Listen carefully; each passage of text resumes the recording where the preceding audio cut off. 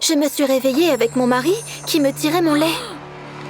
Tom m'a expliqué que j'avais oublié de préparer les provisions pour la soirée. Nous allons nous promener et le bébé a besoin de manger.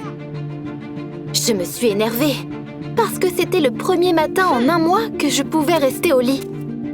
Mais Tom n'a pas trouvé le lait que j'avais préparé à l'avance. J'ai ouvert le frigo, mais il n'y avait rien. Tu t'es peut-être seulement trompé.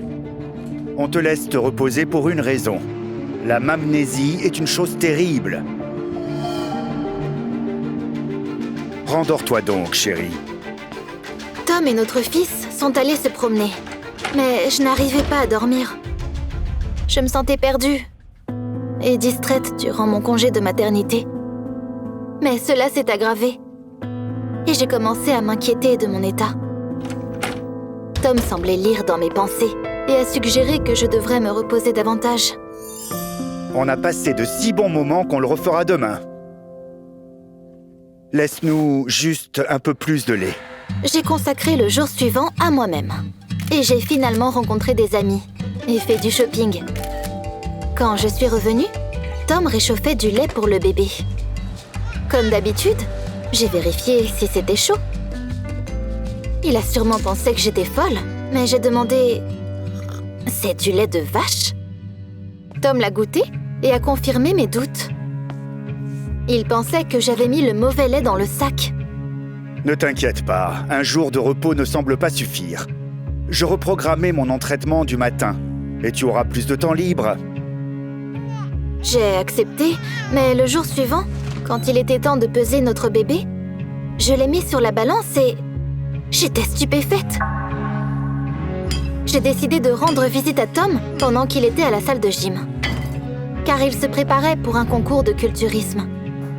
Tout à coup, Tom a ouvert un petit réfrigérateur et il y avait tout un tas de sacs de lait à l'intérieur. Tom en a attrapé un et a commencé à boire. Tu viens de boire le lait de notre bébé? Il a perdu beaucoup de poids. Tom a avoué qu'il avait bu le lait pour augmenter ses muscles pour le concours de culturisme. Comment as-tu pu? C'est ton fils! C'est simple. Nous avons un bébé maintenant. Et je ne suis plus le numéro 1 dans ta vie. Alors, au moins, laisse-moi être le numéro 1 du concours. J'étais choquée par l'égoïsme de mon mari. Et je lui ai demandé de me rendre le lait. Mais il a refusé. Il m'appartient aussi.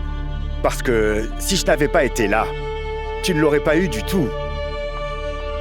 J'ai été blessée par ces mots et je suis partie. À la maison, j'ai commencé à nourrir mon fils. Mais je n'avais plus de lait à cause du stress. Les sacs de lait de rechange ont été laissés à Tom. Le bébé affamé pleurait. Et j'ai essayé de lui donner différentes préparations. Mais il a refusé catégoriquement chacune d'entre elles. J'étais désespérée quand, soudain, le bébé s'est tu et a dit son premier mot. J'ai allumé la caméra et je lui ai demandé de le répéter. Et il l'a fait.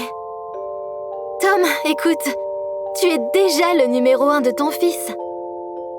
Et tu as toujours été le numéro 1 pour moi. Mais maintenant, notre bébé a plus besoin de moi. Tom a vu mon message, mais n'a pas répondu.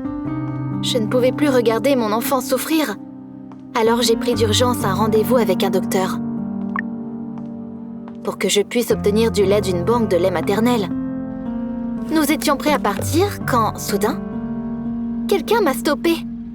C'était Tom qui tenait les sacs de lait maternel. En s'excusant.